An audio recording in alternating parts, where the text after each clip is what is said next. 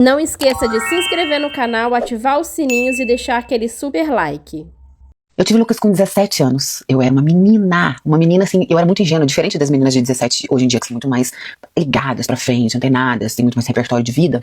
Eu não tinha, muito pelo contrário. Então eu era muito insegura, eu tinha muito medo. Quando eu engravidei, meu pai ficou sem falar comigo. Meu pai sempre foi muito má, porque eu sei não, tira aqui, né? A mulher que usa batom vermelho, mulher que não pode usar saia, não pode usar decote.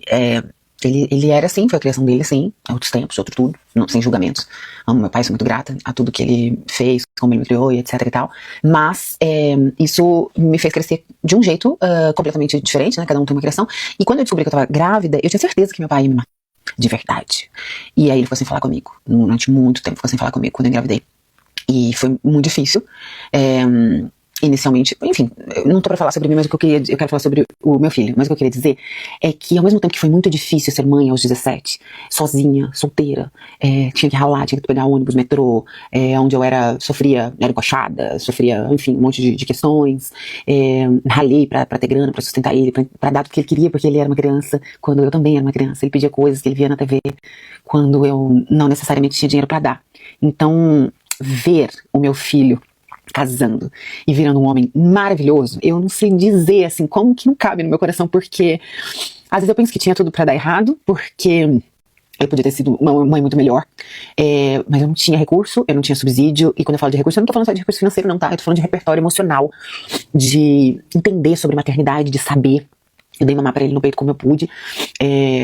Eu não lembro exatamente, mas, detalhadamente, porque tem 25 anos já, 24 anos já isso, mas eu me lembro, nem sei que eu engravidei, né? Mas eu me lembro as primeiras febres, me lembro dos meus primeiros choros, desesperada, sem saber o que eu fazia, não sabia que dava remédio, onde que levava. Uma criança desesperada cuidando de outra criança, e sem ninguém, minha mãe morava longe de mim, morava em outra cidade, então eu realmente não tinha ninguém. Assim que ele nasceu foi muito desafiador. Eu estudava, tinha os preconceitos da escola, eu mesma tinha vergonha. Depois, durante o colégio, eu não podia falar que eu tinha filho, porque minha própria família tinha preconceito e pedia pra eu esconder. Eu não vou entrar em detalhes sobre isso, mas quem quiser saber mais, inclusive tá no meu livro que tá saindo dia 15 agora, que chama O Que Se Come no Céu, eu tenho uns pedaços da minha história, porque faz parte de quem eu sou, enfim.